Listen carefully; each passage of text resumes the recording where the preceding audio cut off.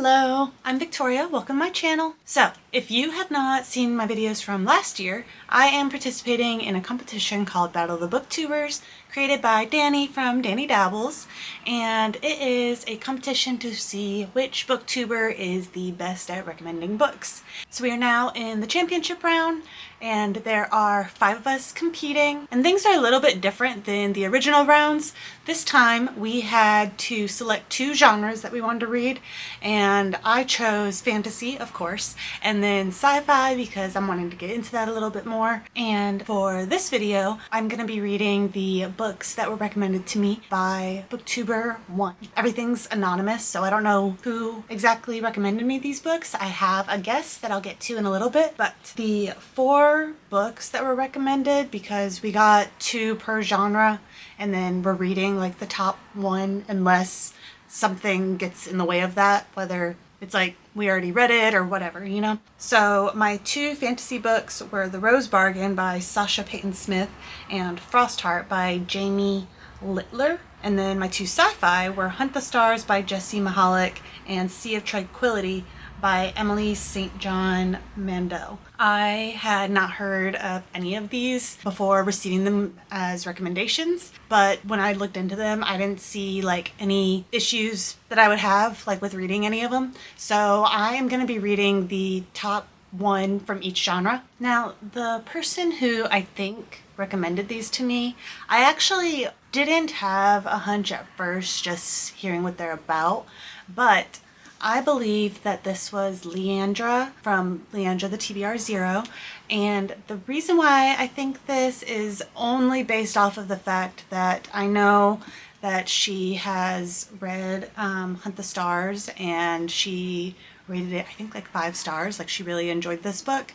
And The Rose Bargain is actually one that, when the recommendations were given, was not released yet, so I didn't really have anything to be able to guess based off of this pick. So yeah, just based off of her being the only one that I think I saw read it, and then also the fact that she rated it highly, makes me think it was Leandra. Now, I am going to go with the fantasy read first, so I'll be reading The Rose Bargain, and I will check in with you guys in a little while. Okay, we are back. I am about 1/3 of the way through The Rose Bargain, and I am enjoying it a decent amount. It kind of reminds me of The Cool Prince in how, you know, you have like the Fae and they don't really seem good, I guess.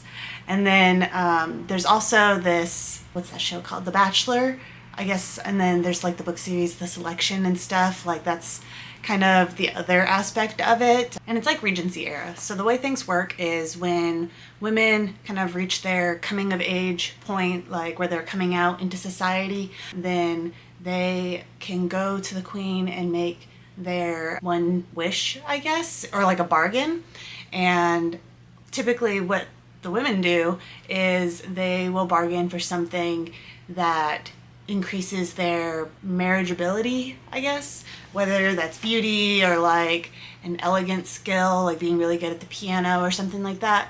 And so we've reached the point where the main character is having her coming out time, and like all the girls who have like reached that age similarity, they have this event where they go and like have their coming out and then go and make their bargains and stuff.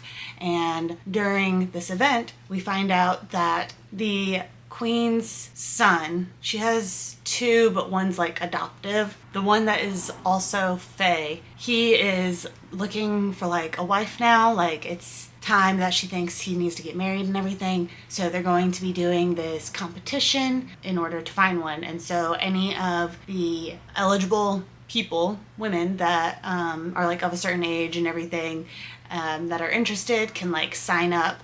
And our main character is in a really tough spot financially, societally, and stuff, and so this is like a last chance at salvation, I guess. And so she signs up, and the story, at least so far, seems like it's about this competition to win the prince's hand and stuff. And then during this process, we also have the prince's adoptive brother who is offering to help our main character. What's her name again? Ivy. So he's offering to help Ivy, but obviously he's wanting something in return. And I don't want to go into that because that would get too spoilery. But so far I'm enjoying it. I like the setting, and I like that the Fae are like very mysterious, but then also like you feel kind of wary about them. One thing that I'm a little hesitant about is, while I am having fun, I feel like a lot of the stuff that's going on so far feels kind of like surface level. That definitely could change, you know, like, because we're still early in the story, so we could get to know characters more or have plots deepen and stuff. So I don't want to be like too judgmental on that so at this early of a point, but I'm really liking the Regency era setting with the magical world building like intertwined. I think that the author has done a decent job with that so far. And I like that our main character, she seems like she's kind of got herself together. Like, she seems pretty mature, you know? So I'm not annoyed with anything that she's done that I can remember. Although I do think there was one point where she asked someone something along the lines of like, "Why are you obsessed with me?" And I was like, where did you get that impression? Those weren't exact wording, but I was like, what? But yeah, that's just my general little bit of first impression, and I'm really excited to keep reading, and I'll update you guys soon. Okay, I am now like 2/3 of the way into The Rose Bargain, and I'm having a decent time. I really like the world setting and just kind of like the mesh of things. I like all of that a lot, and overall I like the main character. Most of the time I feel like she's pretty competent and like doesn't annoy me. There's been a couple of things that I'm like, really? But I don't know, I feel like there's not really enough happening, and I think this is supposed to be a duology, so there's only going to be one book after this, and I don't know, with how much or little, I guess, that has happened so far, I just feel like there's not really a way to have a satisfying story be in 2 books. And then she's like a little wishy-washy and random with like her feelings on things. And honestly, with both of the princes, I feel like they were kind of flat. Like, they don't really have anything that makes their personalities feel distinctive, which I don't want like my characters to become like this caricature of like tropes and stuff, but I don't know, they just feel kind of there to me. So right now I'm thinking that the setting and like world building is interesting to me, and the writing style in like word choice way, like the way things flow, sentence structure wise, I don't know. Like, I'm enjoying that, like it sounds nice, but plot wise and character development wise, it seems to be struggling a little bit for me. Right now, since I still have like 1/3 of the book to go, if I had to guess, I think I would end up rating this like 3.25, 3.5, probably 3.25. I actually think that the queen is probably the most interesting character in the book so far. And I think that's just a matter of her being like so old, like having lived so long that she's like a little bit insane. But you know, we'll see. There are definitely aspects that I'm liking, so hopefully it can stick the landing, I guess. But I'll check in with you guys when I'm done. Whew, it is hot today. So I finished The Rose Bargain, and I have such mixed feelings about this book. So the last like hour or so of the audiobook, I feel like is 10 times better than the rest of the book. I don't know specifically what it was. I guess it's just maybe the pacing and like the mood and everything, but I just enjoyed it a lot more. I think I do want to continue this series or this duology, like whenever the second book comes out. I do think that I'm going to pick it up, and initially throughout the majority of this book I was having a decent, like good time, but I felt pretty sure that I wasn't going to pick up the next book, and the ending of it like really turned things around for me. On a side note, on the inside of this book, look how gorgeous that is.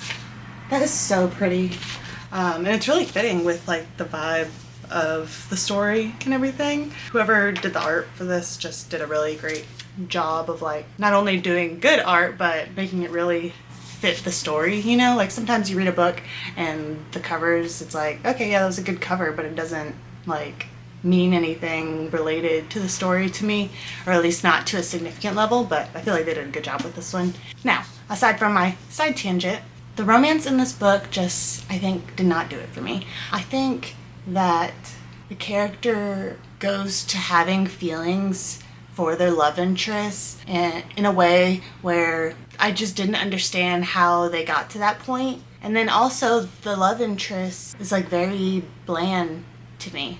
I don't need all of my like romantic-y love interest to be like dark and brooding and stuff, but it just felt like this guy didn't have any real drive. Like, I mean, he has drive, like he has a goal that he's working towards and everything, but you don't really feel the emotion behind it. Even like when there's a couple scenes that are supposed to be kind of emotional for him and stuff, it just feels like, yeah, and this is what happened. I guess maybe that's a case of like telling instead of showing. I'm not sure, but I feel like I can't really go into something that bothered me about this book without getting a little bit spoilery. So I'm going to put a timestamp down below if you just want to skip to the part where I talk about my final score for this book, and I'll do that now. So the thing that bothered me the most about this book is I feel like the author really fumbled the plot twists. Like when we find out that the queen this whole time, you know, we thought that she was like evil, and then she turns out to have like really good motivations for why she did things in the past and why things are done the way they are. Obviously, you know, she's still a fae, so she's not like a saint or anything. But when we found out these things, it made it almost anticlimactic for me, where it was like it took away some of the excitement and like danger connected to her, and it was like, oh, so it kind of brought down the excitement. I don't know if that's right, but and then characters, Prince Emmett, like finding out about him and everything, that I feel like was good, like him having like a darker side and his motivations and stuff. But he, in order to make that part of the plot twist, I feel like the author accidentally went too far in the other direction and made him like really boring. And so since we don't, like before the plot twist, and so since we don't find out about these revelations until like the last hour of the book, then that's the majority of the book that we're spending with him being really dull. Like, it's one thing to have a good character, like a good guy, and it's another to have him not have really any personality, like things going on in his life. It just seems like throughout the entire book, his whole personality is just, oh yeah, he's nice. And I don't know, it was just kind of boring. But yeah, I guess that's kind of just the main spoilery type thing without going too much into detail. But yeah, I felt similarly about Bram, where it just felt very flat to me. He had his motivations, but like the emotion wasn't there, and the romance between them, I felt like didn't have maybe enough time to develop realistically to me. Or if you're going to have a quick romance, like where it develops kind of fast, I feel like you really need to feel like the passion and stuff, and I don't think that we feel that with the main character's emotions.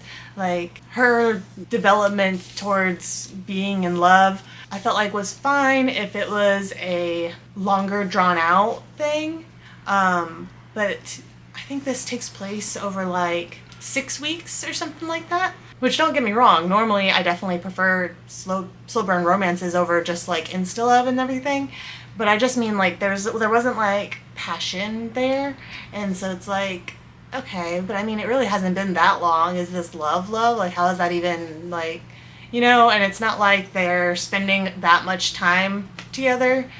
I don't know. But yeah, so I like this story. I'm going to pick up the second book. I suspect I could like it more than the first one, just based off my feelings about the direction it seems to be going in, but it definitely has its pros and cons. I really liked the setting and world building, and I liked the direction shift that the plot twist brings to the story, but I think that the character and romance development were kind of lacking in this story, which I think for a romantasy duology is not a good sign. Like, that's supposed to be like the strongest points, I feel like. So I guess for a rating, I am probably going to go ahead and go with a 3.25.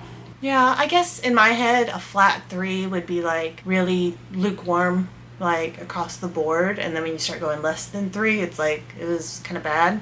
And then, you know, and so since there was aspects of it that I did enjoy, I think 3.25 probably sounds right. So the next book that I'm going to be reading by Booktuber 1 is Hunt the Stars by Jessie Mihalik. My library does not have an audiobook for this book, so I went ahead and ordered it on Amazon. It's just too far for me to reach. But so it means I have to actually physically read this one, so I will check in with you guys in a little while. So I'm now about a third of the way into Hunt the Stars, and I'm having a fun time. Something weird was happening when I first started listening, where the initial like chapter or so of the story, it sounded so familiar to me, but I had never heard of this book before being recommended it for this competition. So I know that I didn't like pick it up and then decide to just DNF it or like not put it in my story graph or anything. So I don't know, like, is it a very common initial setup for sci-fi stories? But I guess I haven't even told you really what it's about. So what's the chick's name? Octavia Zarola is our main character, and she is the captain of a bounty hunting space traveling crew. So she's got, initially it's like her and Eli is like her second in command, and then there's this girl, I can't remember her name, but she's very sweet. I love her personality. And she is like the techie chick. She's the one that like hacks into stuff. So they're human, and then the humans and these race of people, will it tell me? Valofs. Valofs are an alien race that we discovered like 100 years into discovering wormhole travel and like really branching out in space. So we discovered this alien race, and we were at war with them for a long time, but only recently have things become civil and like we're not enemies and stuff anymore. I think it's only been like 5 or so years. And so basically everybody, you know, remembers this tension, and so like things still aren't great yet, but the main character and her crew, they have a meeting with this Valof general who is trying to recruit her and her team to go and hunt down a family heirloom that was stolen. And for different reasons, he is needing it to be a human bounty hunter team that is going to be like the ones going to go find this. And of course, for plot setup, since this has a romance element, they can't fully trust each other, and it's also like needing to keep them safe and stuff. So him and his people, I think he has 2 or 3 crew, I guess we'll just call it, because I'm not thinking of the word. They are going to be joining our main characters on their ship for this journey, and it's going to be like 8 weeks long is what they decide is how long they're going to try and make this happen and find this for him. And so that's the initial setup, and then so far the story, we, you know, have another person or two that we're picking up, and a lot of the story is like the characters, both the main guy and girl and also their crews, struggling with and trying to get past their issues with the other species. And I am enjoying it quite a bit. I like that the romance aspect, I feel like, is going in a, like, what I view as kind of like a realistic pace, because you know, there's some attraction there, but there's also distrust. But I wouldn't say that the author makes them act like stupid towards each other. Like, they're like, the main character, the main girl is like 35, so they're grown adults. Sometimes she can be a little bit antagonistic, like extra in her mind, like wanting to pick fights and stuff, but you know, she was also in the wars and stuff, like the battles and everything that happened between their species, so some of that's understandable and like there's not the trust there, but she also has the maturity to be like, no, I'm the captain of this ship, I gotta take care of my people, this is a client, you know? And so I really appreciated that the author did that with her, because it really frustrates me when you have, I see it a lot in romances, but in general, you'll have like a 30-year-old main character, and then it feels like you're reading a 16, 17, like 19-year-old main character. Like it's like they have the same thought processes, impulse control, like all of that, and that really frustrates me because I'm like, you are a grown adult, how are you acting like this? And so I'm just really happy that that's not an issue really too much in this book. And as for like plot, moving, pacing wise, there's like, you know, plot stuff going on, and I feel like it's done well, but it's not a hugely plot focused feeling story to me so far.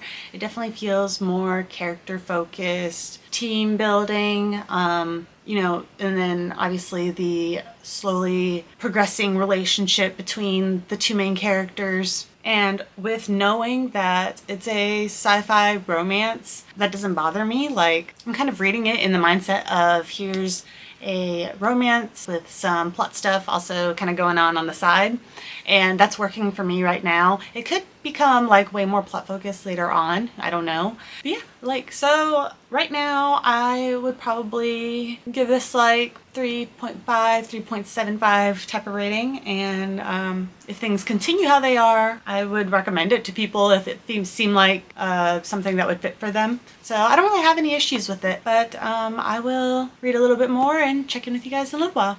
Okay, I have to be really quick because my camera has like 6% battery left, but I am now 2/3 of the way into Hunt the Stars by Jessie Mahalik, and this section of the book was kind of a very contrasting experience for me because when I read part of it yesterday, I remember kind of getting disappointed. Like, I thought things were getting a little bit boring for me, like there wasn't quite enough happening, like plot-wise, but just even with like the characters and stuff, I don't know, I was just, things were kind of getting a little dull, I guess. Not to an extreme level. But today when I was reading the last, or listening to the audiobook, I was listening to the last like hour or so of this section, maybe hour and a half, but I started feeling a lot better. So I don't know if it was actually that this last part of this chunk was actually more entertaining, or if maybe I was having like an off day yesterday, but I'm feeling good again. The plot line, like the actual plot of the story with, you know, the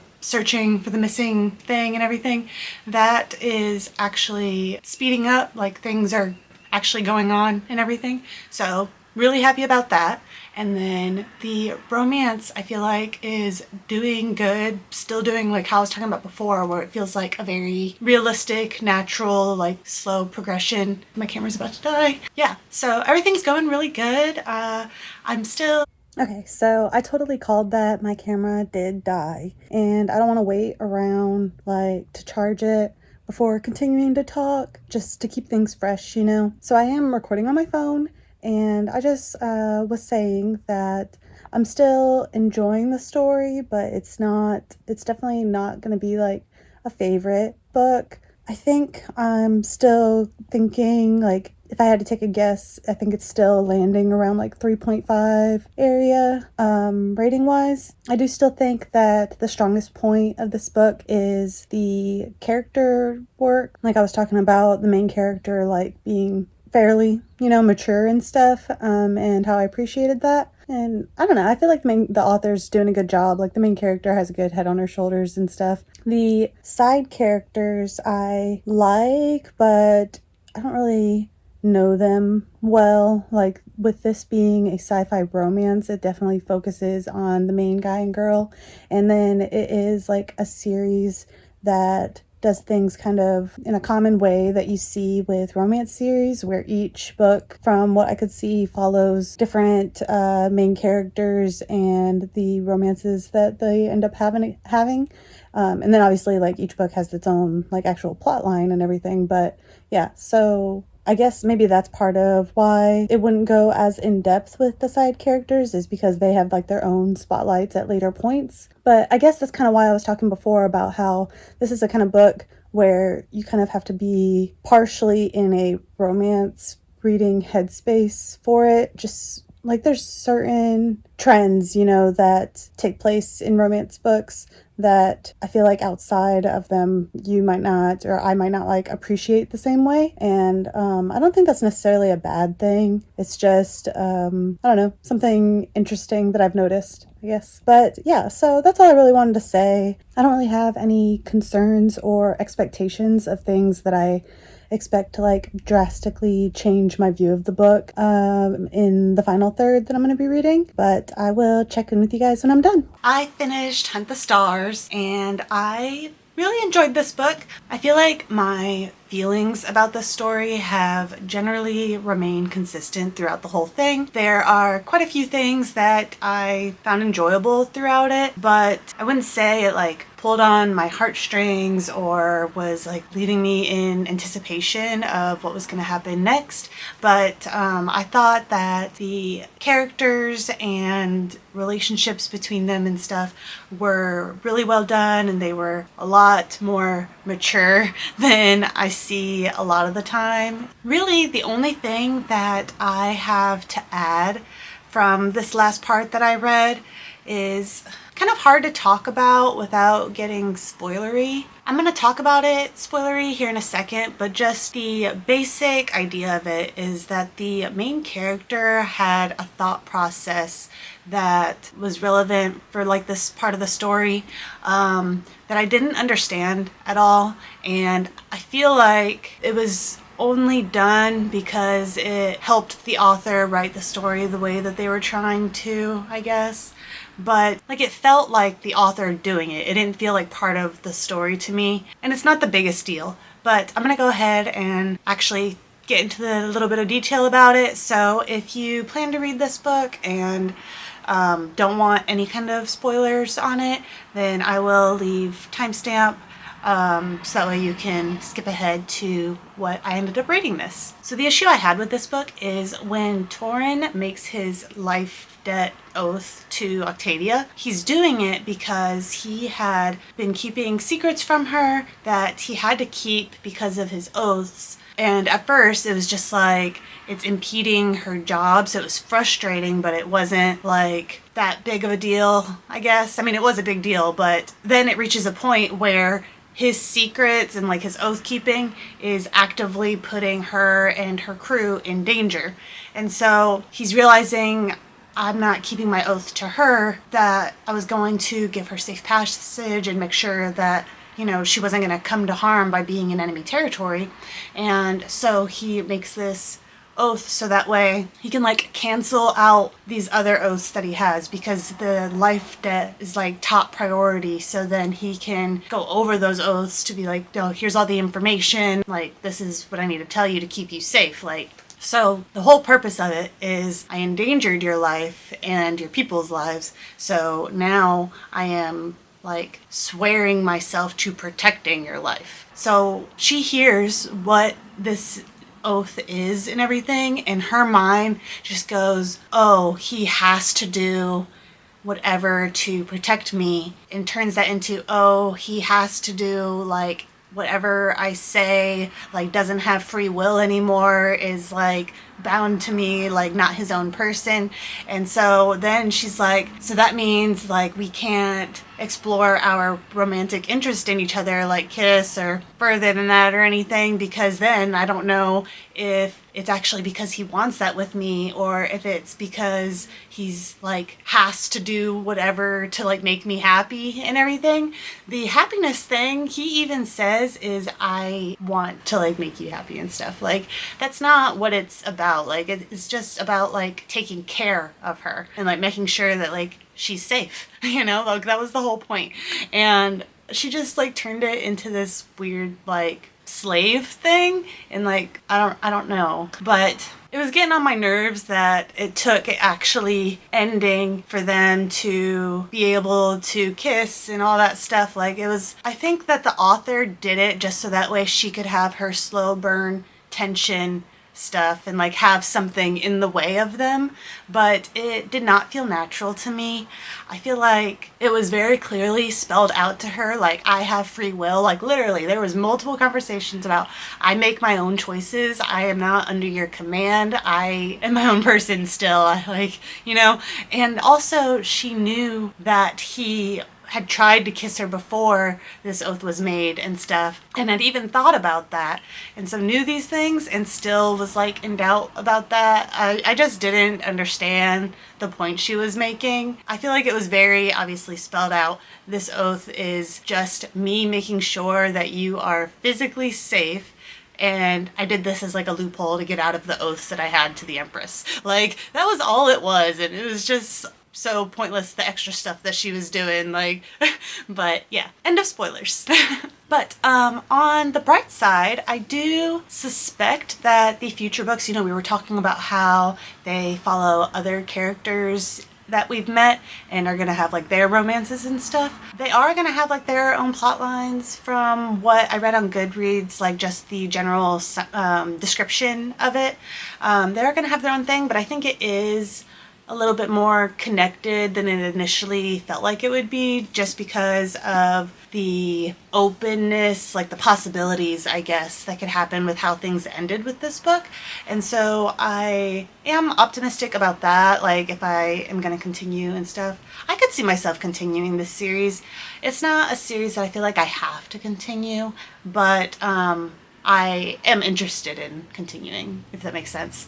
I have such strange feelings when it comes to needing to rate this book, because when I think of it like objectively, I feel like it should get a higher score than I'm going to be giving it, just because I feel like the romance is solid, the plot line I felt like was solid, characters, writing style, like there was no real issues aside from the one thing that I mentioned in the spoiler section. But there also wasn't really like excitement for me.